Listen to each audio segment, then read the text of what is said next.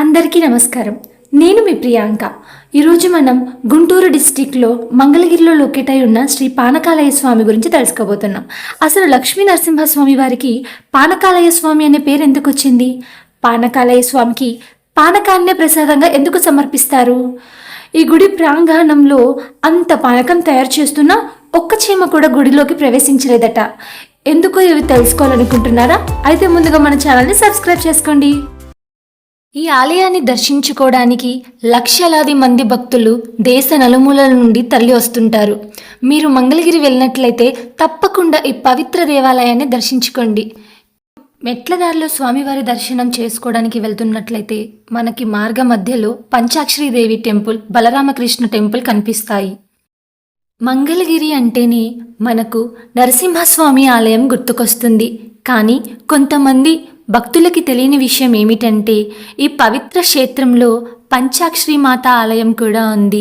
ఇక్కడ పంచాక్షరీదేవి స్వయంభూగా కొలువై ఉన్నారు.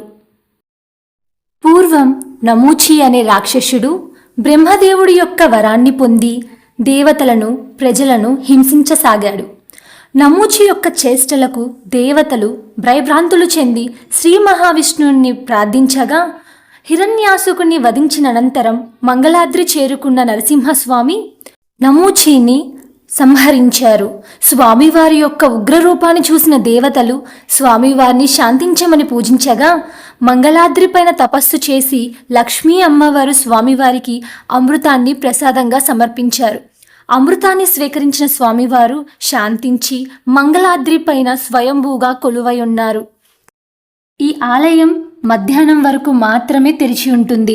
రాత్రి సమయంలో దేవతల పూజలను స్వామి అందుకుంటారని ఇక్కడ భక్తుల విశ్వాసం. భక్తులు సమర్పిస్తున్న పానకం స్వామివారు స్వీకరిస్తున్నట్లుగా గుటకల శబ్దం భక్తులకి వినిపించడం ఓ అద్భుతమని చెప్పుకోవచ్చు. ఇక్కడ మనం చూస్తున్నది రంగనాథ స్వామి ఆలయం. ఈ కొండ గృహలో నుండి కృష్ణానది తీరాన ఉన్న ఉండవల్లి గృహలకు రహస్య మార్గం ఉందట. పూర్వం రాజులు, మహర్షులు ఈ రహస్య మార్గం నుండి కృష్ణానది తీరానికి చేరుకునేవారట. మంగళగిరి పానకాల లక్ష్మీ నరసింహస్వామి ఆలయం భక్తుల పాలిట కొంగు బంగారం. ఇక్కడ స్వామిని దర్శించుకుంటే సకల కోరికలు నెరవేరుతాయని భక్తుల నమ్మకం. ద్వాపర యుగంలో ఆవు పాలు, త్రేతాయుగంలో ఆవు నెయ్య, కృతయుగంలో అమృతం, కలియుగంలో స్వామివారికి పానకాన్ని ప్రసాదంగా సమర్పించటం వల్ల శ్రీ లక్ష్మీ నరసింహస్వామి వారికి శ్రీ పానకాల లక్ష్మీ నరసింహస్వామి అనే పేరు వచ్చింది. Thanks for watching. Please don't forget to subscribe. ప్రేమతో మీ ప్రియా.